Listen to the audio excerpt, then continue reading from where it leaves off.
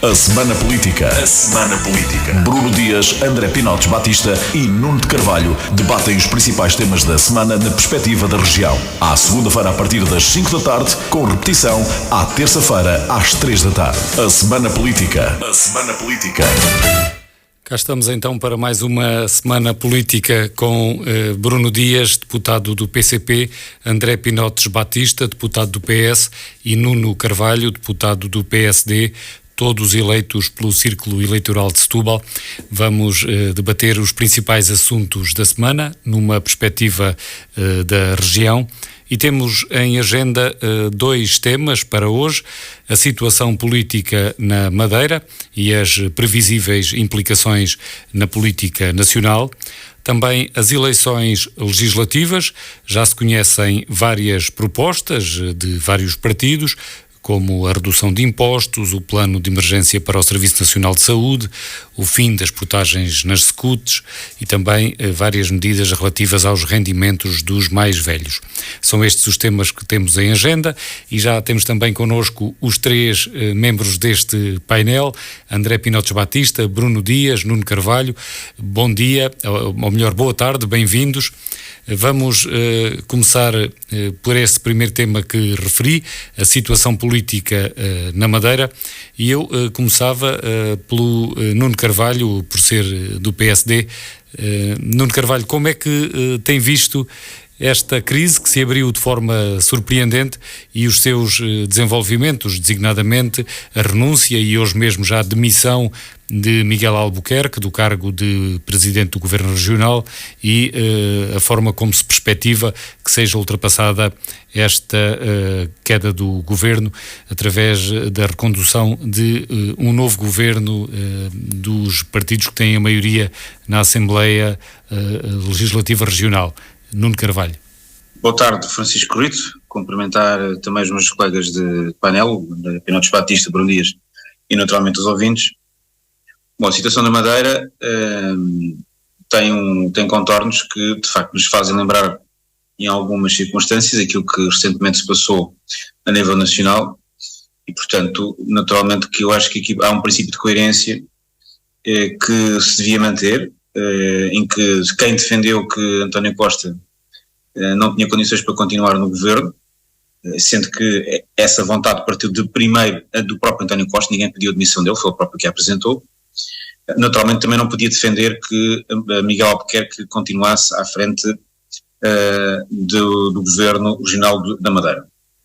Eu manifestei aqui até neste programa que considerava que António Costa, pelo acumulado de situações que existia, não tinha condições para continuar no governo, não só pela sua situação em particular, e defende a mesma coisa no que respeita ao caso da Madeira, sendo que aqui não foi ao longo do tempo que se verificaram várias situações, mas foi de uma vez só que se verificaram várias situações da Madeira que afetaram diferentes até organismos, instituições, da Câmara Municipal de Madeira, de Funchal e também o próprio Governo Regional.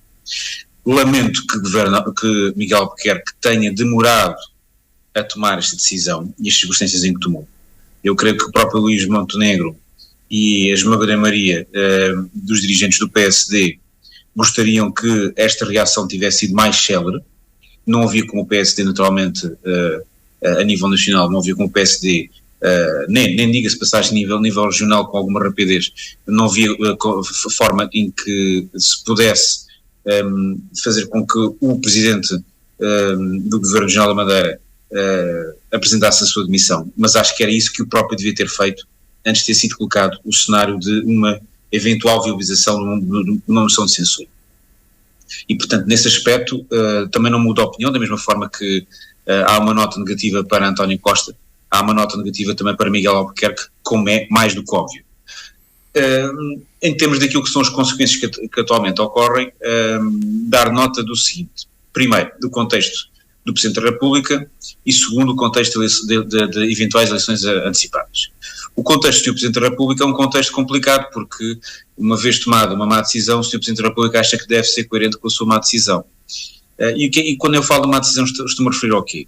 Estou-me a referir àquilo que aconteceu a nível nacional, em que percebeu-se claramente que o Presidente da República fintou a lei e manteve em funções António Costa como Primeiro-Ministro, fazendo com que o orçamento tivesse que ser aprovado, fazendo com que houvesse um governo em funções, apesar do próprio António Costa já se ter demitido dessas funções.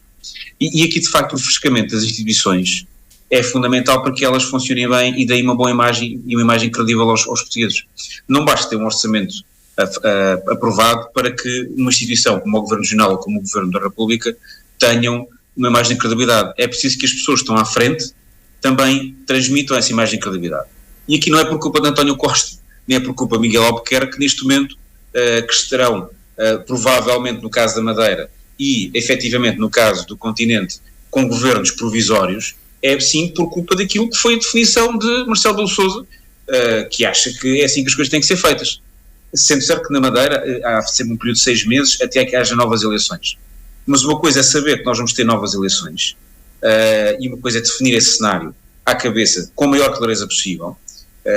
Outra coisa bem diferente é de facto aquilo que pode ser uma situação pantanosa em que as primeiras palavras que ouvimos do Presidente da República foi: bom, é importante aprovar o orçamento. Voltamos a pôr aqui esta questão do orçamento em cima da mesa, como se depois a outra questão moral que se impõe e que leva inclusive o Sr. Presidente da República a aceitar a demissão de António Costa e aquela que será aprovável a aceitação de demissão de Miguel Albuquerque, não fosse ela também importante numa altura destas para a imagem da democracia.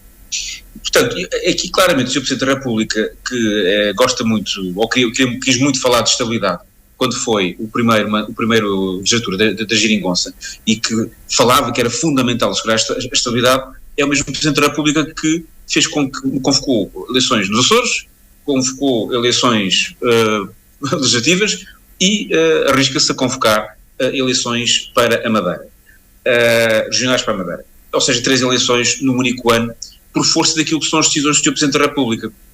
Nós depois aqui até podemos pensar que isto acontece porque ele quer ser um garante da moralidade, da ética e da estabilidade, e é fundamental que ele assim seja.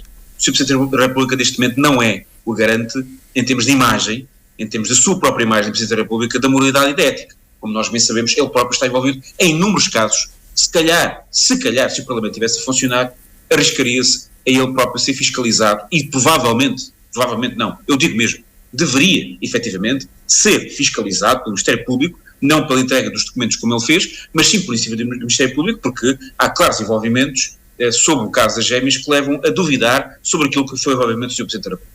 Isso devia ser clarificado, não quer dizer que ele seja culpado, tem que ser clarificado como todos os outros, como é o caso de António Costa, como é o caso de Miguel Albuquerque.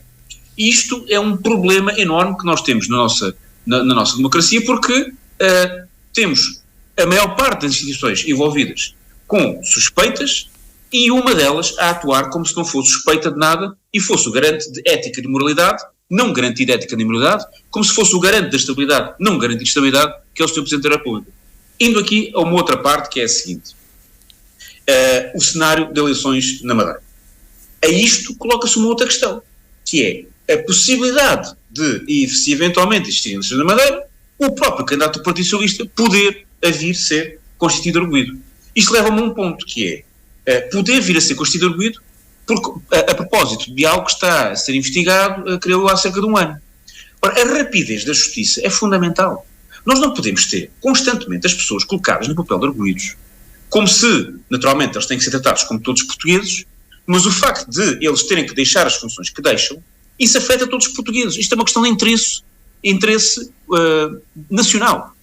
Aquilo que se passa nos Açores, aquilo que se passa com o governo português, a celeridade da justiça é uma questão de interesse nacional. E nós temos que refletir, não pode ser agora à quente, mas para o futuro, de como de facto a justiça pode ser mais célere, ou que condições de facto a justiça tem que ter para atuar para ser mais célere. O que quer que seja, os resultados têm que ser produzidos com maior celeridade. Mas o Nuno Carvalho está a defender que a justiça tem que ser mais célere em abstrato, ou é apologista de haver caráter de urgência para estes casos em que estão em causa titulares de cargos políticos? A justiça tem várias exceções para titulares de cargos políticos, inclusive até situações em que leva a que eles não possam exercer essas funções. Isso pode acontecer. Em nenhuma das situações isso ocorreu. As pessoas é que consideraram que não tinham condições para estar em funções, e portanto isso foi uma decisão das próprias pessoas. O que eu acho é que isto não é culpa da Justiça, do que diz respeito àquilo que é a decisão das próprias das pessoas. A Justiça tem que investigar e naturalmente deve ter os meios mais céleres, o maior número de meios humanos e materiais para investigar.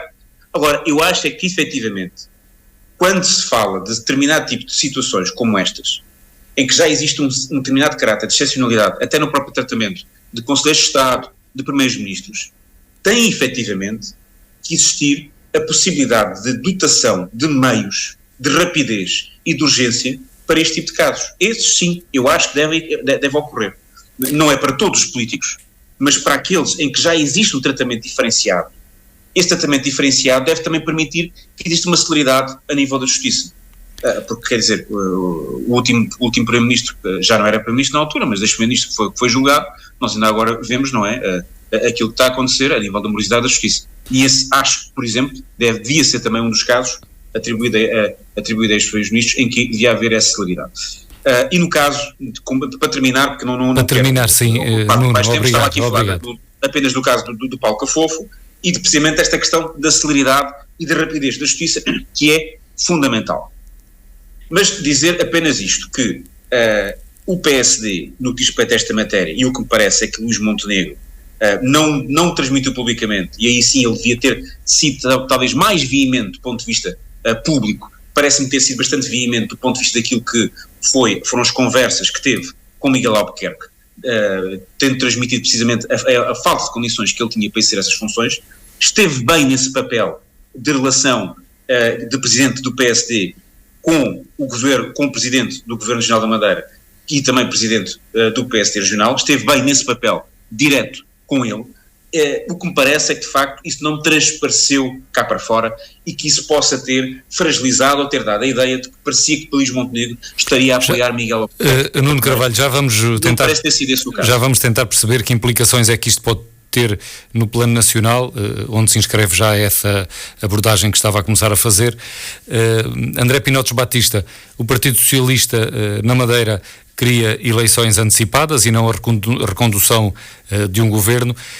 Como é que isso se pode sustentar depois de o PS a nível nacional ter defendido que no caso da República havia condições para continuar com o governo do PS, uma vez que existe uma maioria na Assembleia da República? É que na Assembleia Regional da Madeira também existe uma maioria. Boa tarde a todos. Eu gostaria antes de mais de cumprimentar o Francisco, o Bruno e o Nuno, mas também todos os nossos ouvintes. Eu queria começar por um desabafo meu, cívico, não é um desabafo pessoal. Eu sinto-me cada vez mais sozinho nesta tentativa de proteger as condições objetivas dos políticos de exercerem os seus cargos. Eu pedi aos nossos ouvintes que se concentrassem nesta sequência de factos. Nós temos eleições marcadas na República, temos eleições marcadas nos Açores, existe um grande grau de probabilidade de virmos a ter eleições marcadas nas regiões autónomas, em ambas, no caso da Madeira, sob a égide de um presidente que, sendo o mais popular de sempre, tem contribuído para uma instabilidade que ninguém previa. E eu acho que isto merece reflexão, esta relação entre os poderes políticos, os poderes da justiça, os poderes mediáticos, porque de facto nós semana após semana vamos comentando aqui casos como se fosse um espanto que a natureza humana fosse a natureza humana, isto é, eu vou já diretamente a esta questão da Madeira. Eu estive recentemente a debater isto com Paulo Rangel no Observador e depois num painel mais alargado da CNN com representantes de todos os partidos. Tenho os argumentários de todos, tenho o meu próprio argumentário, as posições oficiais, mas antes disso é preciso dizer uma coisa: a nossa democracia caminha num sentido em que muito rapidamente, usando uma expressão que gosto muito, nós não vamos ter nem caminho democrático, nem cadeiras para exercer poder. E era muito... há de chegar um momento, e quanto mais cedo ele chegar, menos dramático será para todos os portugueses, sobretudo os mais jovens, em que se perceba que proteger o corpo político é uma obrigação de todos, não é uma obrigação apenas dos políticos. Mas dito isto, e para não fugir à questão que aqui estamos a debater, esta questão da Madeira, que há uns tempos era sobre a Operação Influencer, eu queria dizer o seguinte: é evidente que o mesmo presidente que como comentador e como presidente tinha a criatividade, e como professor, tinha a criatividade constitucional de encontrar todo o tipo de soluções, não pode ter soluções dissonantes conforme o caldo o caldo político está montado. E esta é que tem sido a posição de fundo do PS Nacional. Eu não vou fugir à questão do PS Madeira. Eu ouvi a pergunta do Francisco, sei onde o Francisco quer chegar e também vou aproveitar para fazer um esclarecimento desse equívoco que há instalado na sociedade portuguesa sobre a posição do PS Madeira. Mas antes disso, dizer que, Sr. Presidente da República, nós sabemos que a condição autonómica, mesmo as balizas constitucionais das regiões autónomas, são diferentes da República. Mas a verdade é que um Presidente que consegue ter criatividade para tudo o que deve e para o que não deve, com certeza que já terá percebido que na Madeira não há alternativa se não devolver a palavra ao povo. Agora, no Partido Socialista nós temos separado 3 planos. O plano judicial, o Partido Socialista, eu posso garantir que isto não é uma questão estratégica, é uma questão de princípio do Secretário-Geral Pedro Nuno Santos. André Pinotes Batista, sem se esquecer do que vai a dizer, porque é que diz que não há alternativa na Madeira sem ser dar a palavra ao povo? Queria finalizar por aí, mas vou já diretamente aí. A degradação das condições objetivas de governabilidade na Madeira explicam-se desta forma. O PAN, neste momento, com um deputado, consegue condicionar toda a ação do PSD Madeira, daquele Parlamento, e isso não espelha a vontade popular. Portanto, esta é uma síntese tão simples quanto isto. A gente tem direito à sua geringonça. Ninguém diz, mas a questão, ninguém diz o contrário. A questão que eu estou aqui a sublinhar é a instabilidade. Eu não quero judicializar esta discussão e, portanto, estou a tentar fugir a falar da gravidade dos factos que são imputados, das questões ligadas à corrupção. Estou a fugir disso porque, para mim, chega dessa conversa populista e demagoga, não a quero fazer. Agora, a única forma de dar legitimidade àquela governação é devolver a palavra ao povo. Mas eu não queria deixar de separar 3 planos. O plano jurídico-constitucional eu já aqui foquei, o plano judicial não nos cabe a nós estar sempre a fazer isto.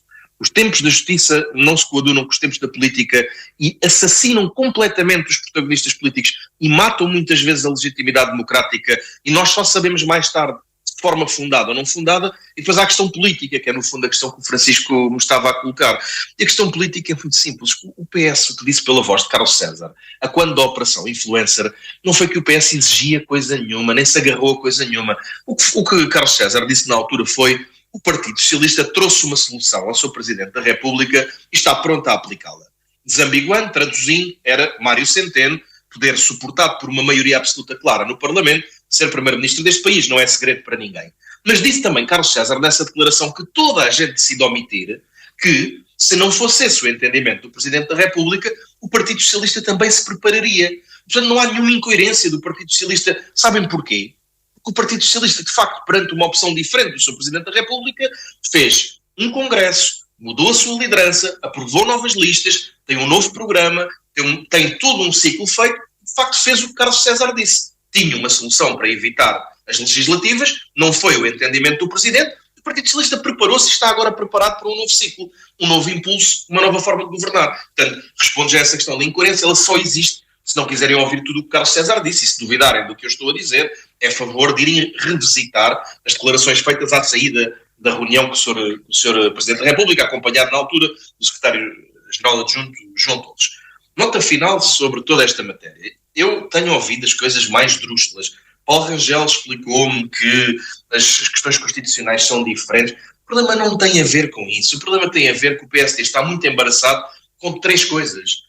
Com o facto de Luís Montenegro, colocado perante as palavras de Luís Montenegro, ser um incoerente, colocado com o facto do PSD Nacional ter usado exatamente Miguel Albuquerque para atacar António Costa, e finalmente por terem colocado um conjunto de outdoors na rua que envergonham qualquer democrata, em que, sem dizerem chega, escreveram que basta de um caminho, não se pode continuar num caminho de falta de ética. E no dia em que o PSD coloca estes outdoors, é confrontado com este caso. E é aqui que daria vontade de romper a orientação explícita do Secretário-Geral do PS sobre os casos judiciais, mas não é necessário. O povo faz o seu discernimento e finaliza a minha intervenção por aqui.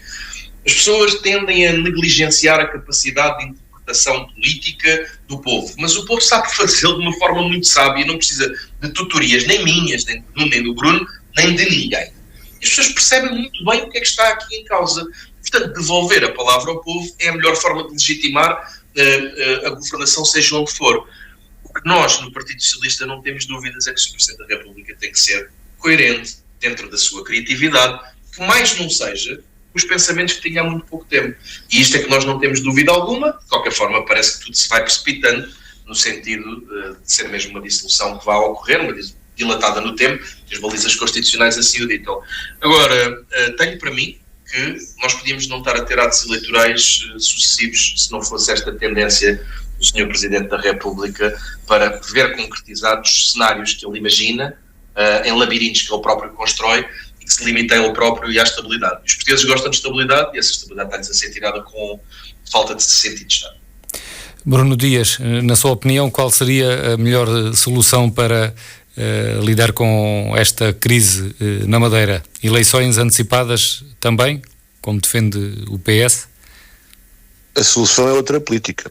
Olá Francisco, olá André Pinotes Batista, olá Nuno Carvalho, um abraço a todos os nossos ouvintes. A solução, de fundo, é outra política.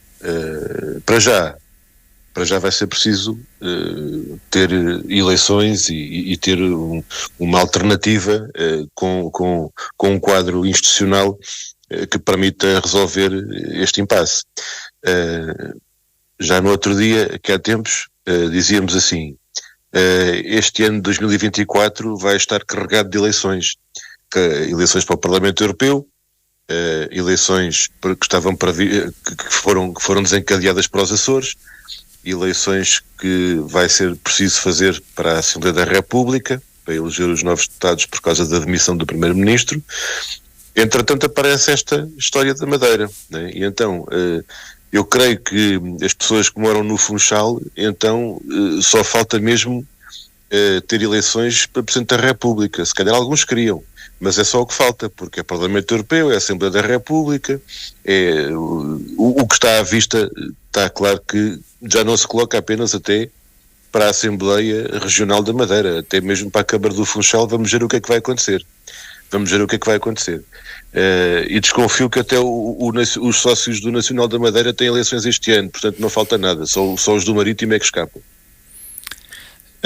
Nós estamos aqui com um problema que, se calhar vou começar pelo fim, vou começar pelo que eu acho que é um bocado lateral a esta discussão, em que o que está no centro deve ser realmente a vida, neste caso, da região da Madeira e do país, a vida das pessoas e os problemas que têm de resolver e que não deviam estar à espera de novas eleições. E daqui a bocado já diremos mais alguma coisa sobre isso. Mas sendo que é isso de facto que deve estar no centro do debate político e das questões que é preciso resolver, não é? São os problemas das pessoas e as situações que estão aí a dar cabo da vida de tanta gente. Mas vamos então à questão da política e da justiça. Tantas vezes temos falado, não é? Infelizmente. Como sabem, eu nestes nossos debates tenho procurado ser uma das vozes que apelam a algum cuidado. Nós devemos ser cuidadosos nesta apreciação dos temas que tocam na fronteira entre a política e a justiça. Todas as condições para o trabalho de investigação das autoridades judiciais, todas as condições para que não haja interferências, não haja obstáculos, para que as autoridades façam o seu trabalho, que a justiça faça o seu trabalho. A lei é para cumprir e é para fazer aplicar nestes processos todos. Se repararem, raramente faço isto, mas desta vez vou chamar a vossa atenção para uma coisa que o PCP não tem dito ao longo dos tempos em relação a estes processos. O PCP não tem dito, sempre que há estas questões de investigações judiciais, de buscas, de detenções, etc., nós não costumamos dizer nunca aquela pessoa que está envolvida nestes processos tem que se demitir. Aquele Presidente da Câmara, aquele Ministro, aquele Primeiro-Ministro, aquele Presidente do Governo Regional. Nós não fazemos uma espécie de aplicação automática que eu acho que é profundamente perigosa e que infelizmente, principalmente do lado do PSD e da direita, nós assistimos, e agora estamos a ver o boomerang a funcionar. Se há uma busca, se há uma suspeita, se há uma pessoa que é constituída arguido, pronto, então não tem condições para exercer o cargo. É preciso ter cuidado com isso, embora nós saibamos que isso naturalmente depende de duas coisas: das circunstâncias da própria atuação dessas pessoas nos cargos que exercem, e, evidentemente, da consciência de cada um. Aliás, eu acho que, confrontado com isto, o meu camarada Paulo Raimundo sublinhava esta ideia. Bom, isto agora vamos ver qual é o que dita qual é a opção que vai ser ditada pela consciência das pessoas em causa. Isto porquê? Nós não devemos, para tornar mais claro, nós não devemos, do meu ponto de vista, criar aqui uma espécie de consequência automática. Quando há investigações, aquela pessoa não é inelegível, é inimputável, tem que ser inimputável, isto é, do ponto de vista político, não tem condições para exercer o seu cargo, perdeu legitimidade. Eu não tenho a certeza que seja assim. Nós temos demasiados países, infelizmente, eu até acho que é na América Latina que isto tem acontecido mais, mas não só, em que a justiça, há uma expressão que tem a ver com a utilização da justiça como arma de guerra. Pronto, em relação à guerra, não é? Fala-se do warfare. Warfare tem a ver com o armamento, com a guerra militar propriamente dita, e foi criado este conceito do lawfare. Lawfare, que é a aplicação da lei como se fosse uma arma de ataque. E nós não devemos dar o mínimo espaço, não estou a dizer que haja intenção, não posso estar a dizer essa afirmação, mas se houvesse algum dia a tentação de algum operador judicial para utilizar a justiça como arma de ação política, nós não podíamos nunca dar espaço a isso. Dito isto, o que se passa na Madeira tem uma marca muito forte e muito preocupante de um regime baseado numa teia de influências, numa rede tentacular de serviço de clientelas, com uma governação que tem sistematicamente optado por garantir as negociatas das empresas que têm vindo objetivamente a proteger. E isto não é de agora. E alguém me vai dizer que isto começou com Miguel Albuquerque? Há muitos anos que os meus camaradas da Madeira, de uma forma muito corajosa, têm feito um combate persistente, coerente, arriscando até, muitas vezes até com coragem física, a promiscuidade entre o poder político e os interesses económicos e a luta contra a corrupção e as suas causas, seja na Assembleia da Madeira, e tivemos moções de censura ao longo dos anos, já no tempo do jardinismo, até depois a própria ação política e a luta das populações. Ora bem, isto para dizer então em que quadro é que nós estamos. Estamos num quadro em que, juridicamente, como o André Pinotes Batista dizia, do ponto de vista jurídico e do ponto de vista constitucional, as coisas são o que são. O Presidente da República não pode agora dissolver o Parlamento Regional. Agora, se bem se lembram, quando o Primeiro-Ministro anunciou a demissão, então logo aí nós dissemos, bom, o Primeiro-Ministro demitido, que é preciso então é criar um quadro político-institucional renovado com eleições, aqui também há que ser coerente, mas eu creio que foi em 9 de novembro, foi 2 dias após o anúncio da demissão do Primeiro-Ministro, que o Presidente Marcelo Rebelo de Sousa, o Presidente da República, assumiu que iria depois, um dia mais tarde, dissolver o Parlamento, e então passaram mais de 2 meses que andámos aqui no rame-rame por causa do orçamento, e acho que o Nuno Carvalho também falou disso, era o fetiche do orçamento, como se o mau orçamento fosse melhor do que nenhum. Eu não concordo com isso, mas pelos vistos voltamos à mesma. E então as eleições foram desencadeadas pela dissolução da Assembleia da República no dia 15 de janeiro, mais de 2 meses depois, coisa que eu creio que nunca aconteceu na história, haver uma espécie de pré-anúncio de dissolução com meses de antecedência. Agora vamos andar aqui a marcar passo relativamente a um processo que vai arrastar-se com consequências negativas para a vida das pessoas, e não estou só a falar das pessoas em causa, não estou a falar dos envolvidos no processo, estou a falar do povo, estou a falar dos madeirenses, dos porto-santenses. Andamos aqui entretidos com esta telenovela quando as coisas não se resolvem, e já agora também dizer isto, agora recordando estes últimos tempos, o André Pinotes Batista e Nuno Carvalho poderão dizer de sua justiça. Eu, por mim, nunca vi um final de legislatura, e já estou há muitos anos na Assembleia, não interessa quantos, já passei por muitos finais de legislatura e por vários processos de dissolução do Parlamento. Nunca tivemos uma situação na história que eu tenha visto em que as sessões plenárias da Assembleia da República já quase pareciam os tempos de antena da campanha eleitoral. Só faltava aquela música que a gente vê quando começa na televisão, né? O espaço que segue é da exclusiva responsabilidade dos intervenientes, e aparece aquela música que já se ouve há muitos anos. Porque já andávamos aqui com o foco das campanhas e das eleições. Alguns então era mesmo à descarada, faziam ali intervenções no plenário, pareciam discursos de campanha eleitoral dos partidos. Isto não é nada bom para ninguém. Isto será de interesse para alguns, mas isto não resolve nada da vida do país. E o que está a passar na Madeira não resolve nada da vida da região. Aproveito para passarmos mesmo para o plano nacional, para tentarmos perceber que implicações é que esta situação na Madeira pode ter no plano nacional. Qual é a sua conclusão? Isto demonstra dificuldades no funcionamento do sistema democrático, ou antes, pelo contrário, estes casos são a prova de que as instituições funcionam e de que a separação de poderes está bem oleada? Vamos ver. Nós temos a questão da forma como a democracia funciona e as instituições funcionam, e aí este conceito dá para duas discussões completamente diferentes.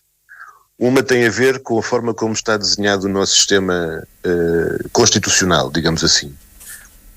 Também aqui eu considero que a nossa Constituição é das mais avançadas do mundo ainda. A nossa Constituição e o nosso projeto de, não apenas sociedade, mas olhando especificamente para a questão do funcionamento do Estado, no que diz respeito à separação e à autonomia das autoridades judiciárias, a independência da justiça, a forma como a democracia, digamos, tem mecanismos para se defender, eu creio que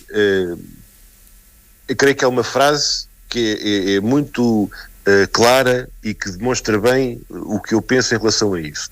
A melhor forma, eu diria, talvez até a única, que nós temos no nosso país de garantir melhores condições e condições efetivas para combater a corrupção é a democracia.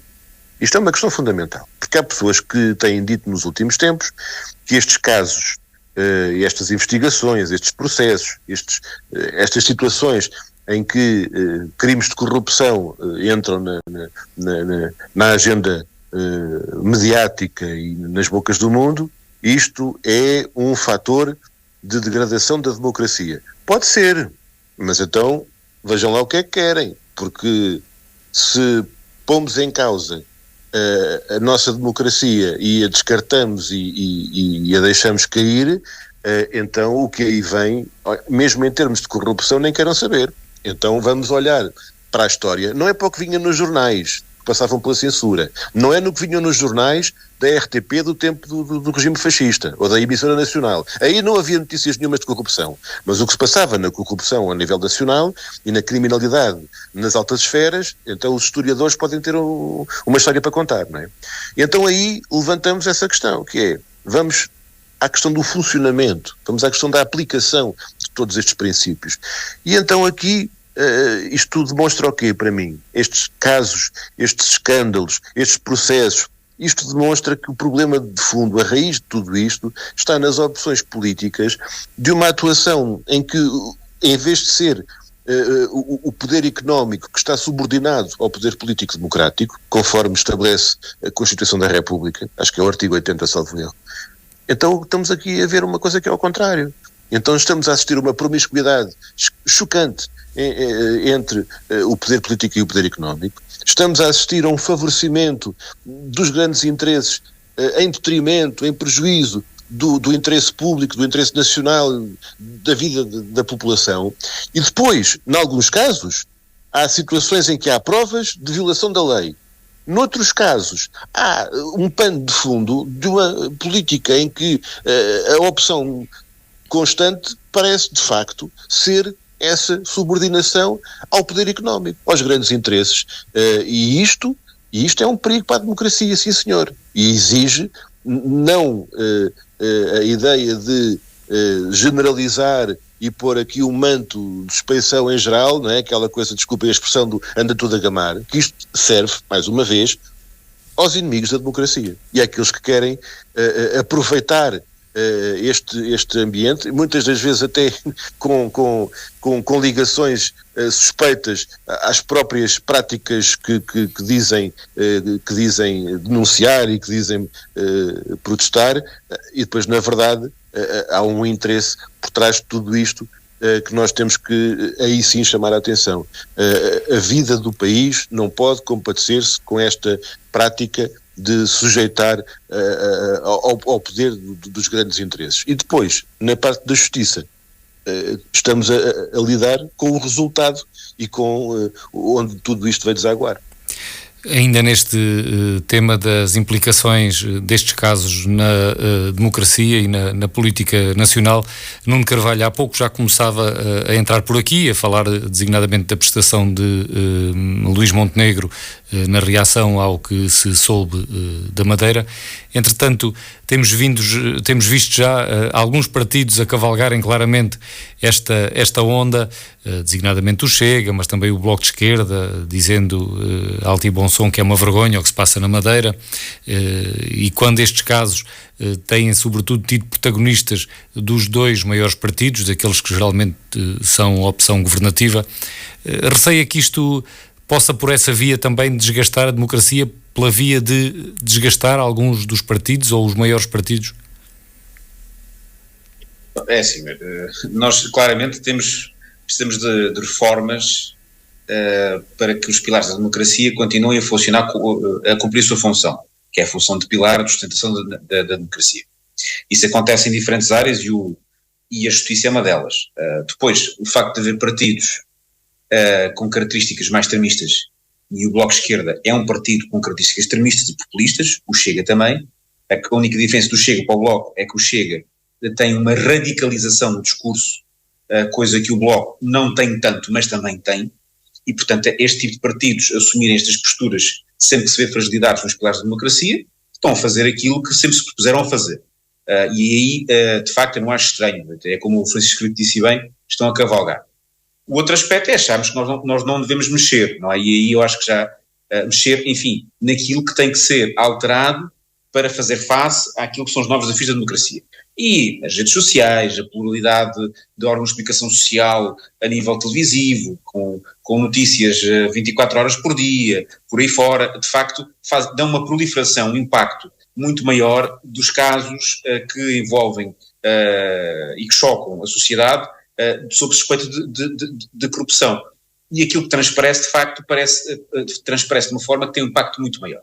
E é por isso que, enfim, tal como aqui falámos no programa passado da questão do jornalismo, ou hoje estamos a falar um pouco da justiça na sua relação com a política, isto de facto tem que ser visto no sentido de a sociedade, a democracia funcionar melhor. E nesse aspecto, eu penso que já falei um pouco sobre isso aqui e não me queria alongar demasiado. Até para não fugir à questão aqui do plano nacional. E no plano nacional eu vou fazer aqui as devidas comparações que devem ser feitas, porque, tal como eu disse, que efetivamente quem defendeu que António Costa deveria demitir pela sucessão de vários casos, e de diferentes casos até sobre este processo em que há suspeitas sobre António Costa, a mesma coisa se passa na Madeira. Foram diferentes casos, de diferentes figuras, que de facto retiravam aqui uma legitimidade política, e eu creio que essa legitimidade política estava claramente afetada. Não é apenas uma pessoa ou um caso, de facto estamos a falar aqui de algo com um impacto muito maior. E parece-me, efetivamente, que a legitimidade política estava afetada, estava fragilizada. As coisas são como são hoje em dia, e a percepção que as pessoas têm sobre os políticos é fundamental manter-se como, quando estão em funções, que de facto seja a maior percepção possível de que eles têm a moral e a ética adequada para estar naquelas funções. Não quer dizer que a pessoa, por ser arguído, não tem nada a ver com isso, quer dizer que, efetivamente, nos tempos em que nós vivemos, quer se queira, quer não, nós não invertemos com rapidez a percepção das pessoas de que, quando alguém é arguído, está politicamente fragilizado. É assim que as coisas, infelizmente, são. E por isso mesmo é que António Costa tomou essa decisão, e por isso mesmo é que António Albuquerque já devia ter tomado a decisão mais cedo. A verdade é que nós devemos contribuir pedagogicamente, e eu digo pedagogicamente como cidadão e como todos nós, enquanto cidadãos, devemos fazê-lo falando uns com os outros, que é, pedagogicamente, perceber e explicar e comentar estes casos, sempre saber distinguir que um arguido não é culpado. Mas um arguido não é a mesma coisa que não ser arguido de nada. E o problema é que, de facto, há aí uma diferença no que diz respeito a essa matéria. Nuno Carvalho, e sobre a prestação de Luís Montenegro? Luís Montenegro, e quiser também dizer alguma coisa sobre os outros líderes partidários nas reações a este caso, se houver alguma coisa que pretenda destacar. Eu creio que Luís Montenegro aqui a única questão que seria fundamental ter focado era ter dado conta publicamente daquilo que, tal como houve até uma notícia do Expresso que mencionou isso, daquilo que foram as suas iniciativas e as suas demarches do ponto de vista daquilo que foi o contacto institucional que fez enquanto Presidente do PSD com o Presidente Regional, com o Presidente do Governo Regional da Madeira. Isso, de facto, enfim, se essa face das suas iniciativas tivesse sido mais pública, eu acho que todos teríamos percebido que, efetivamente, ele manteve aqui um princípio de coerência. E, de facto, parece que manteve, tão simples quanto isso. Agora, há aqui uma outra questão que eu não queria deixar de focar, que é esta questão da legitimidade política nas eleições. Que o André Pinotes Batista aqui mencionou, de facto, só haver um deputado do PAN, coisa que vamos lá perceber aqui uma coisa. Quando o PS pede eleições antecipadas na Madeira, aí sim o PS... se não colocar os dois cenários, tal como colocou a nível nacional, está a ser incoerente. O PS tem que aceitar os dois cenários e tem que colocar os dois cenários, que é ou este governo regional continua ou não continua. E não foi isso que o PS disse, né, a nível regional, e não parece ter ouvido isso com clareza até dos dirigentes nacionais da parte do Partido Socialista. A questão de dizer que há um deputado do PAN, há um deputado da IEL, há um deputado do Chega, e amanhã pode haver dois, amanhã pode haver maioria absoluta, a representação parlamentar é aquela que é. Também já houve em tempos um único deputado, que era o Duquês Liniano, que fazia uma maioria absoluta com o Partido Socialista.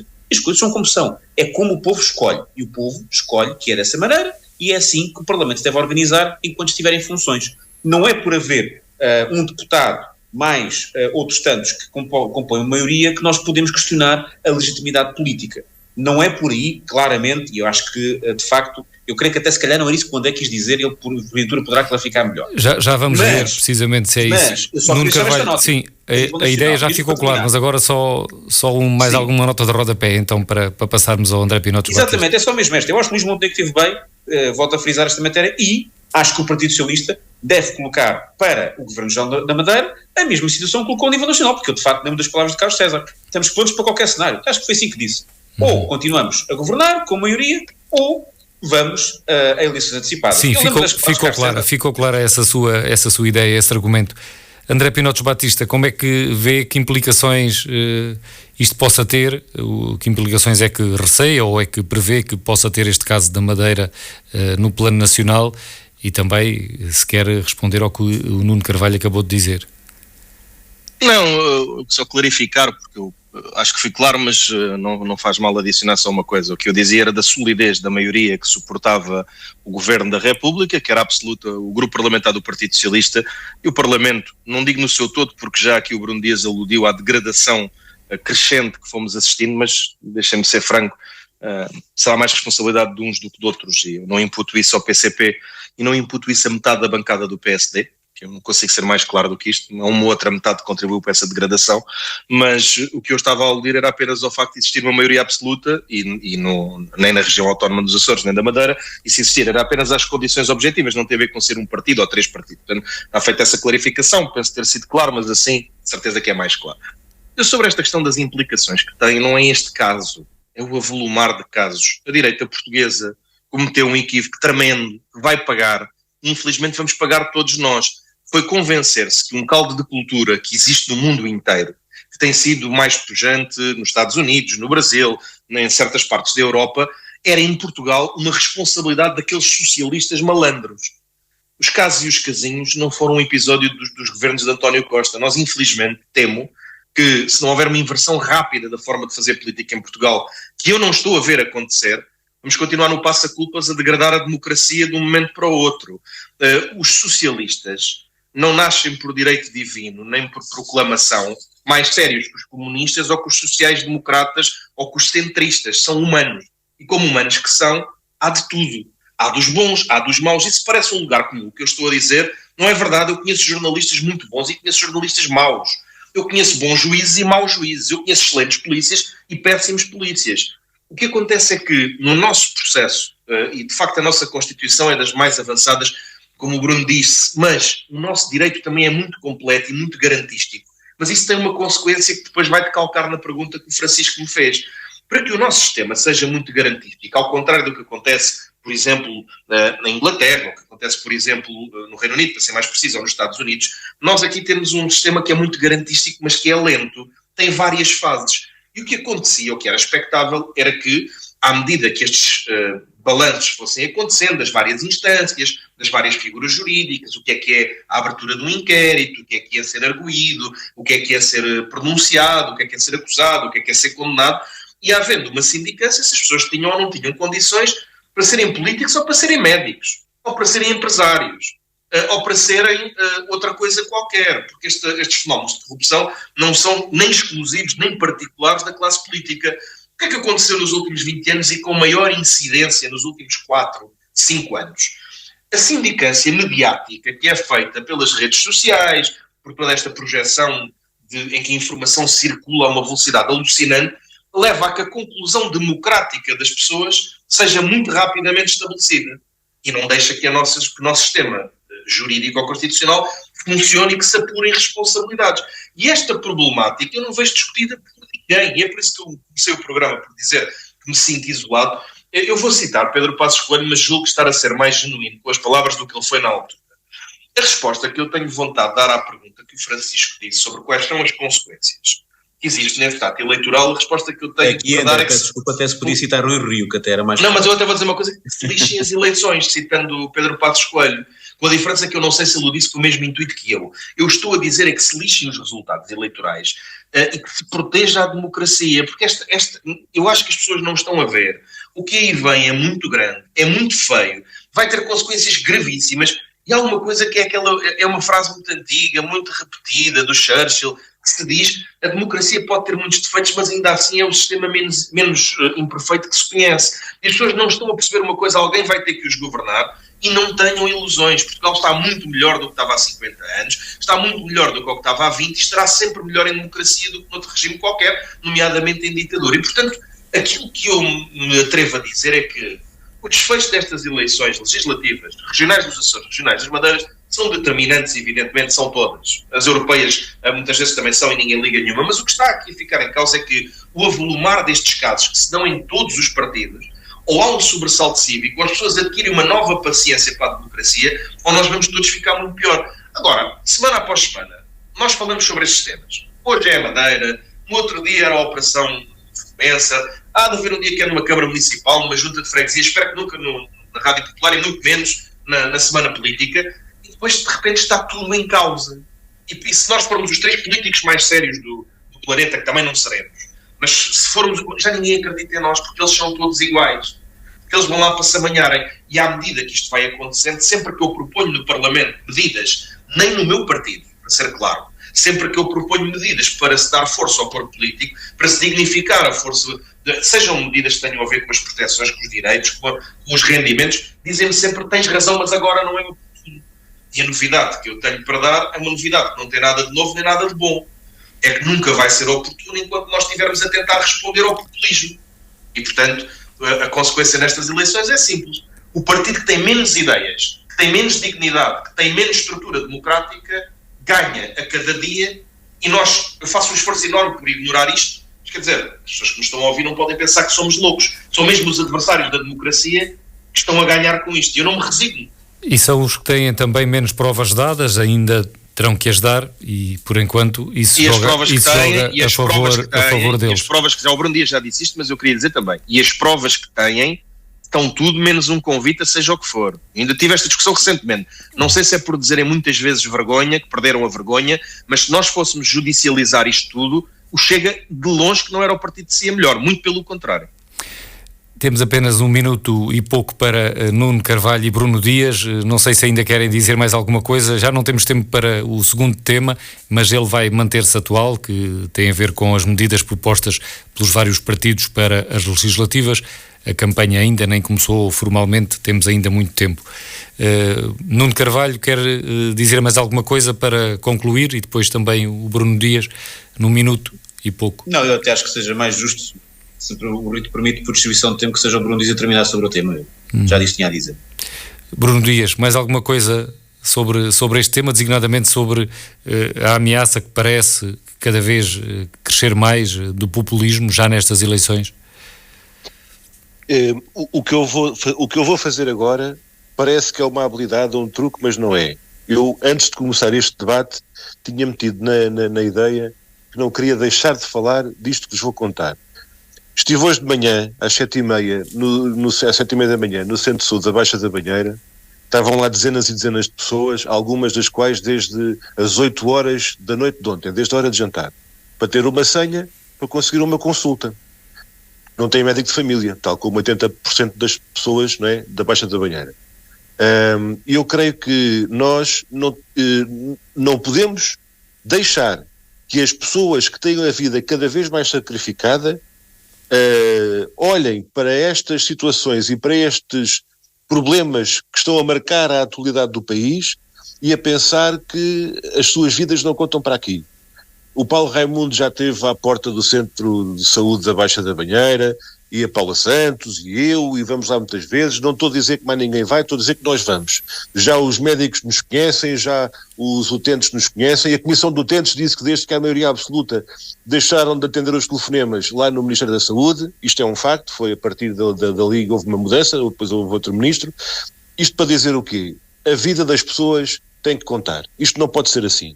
Andamos aqui a discutir a democracia e os perigos para a democracia, mas os perigos para a democracia serão cada vez maiores enquanto as forças de segurança, os polícias não tiverem condições de trabalho, enquanto o Serviço Nacional de Saúde continuar a ficar ameaçado desta maneira e as pessoas sofrem com coisas que podiam ser perfeitamente evitadas, mas que ficam cada vez mais graves e que se tornam infernais. E a melhor forma de combater o populismo é conseguir o sistema político conseguir responder às necessidades das pessoas.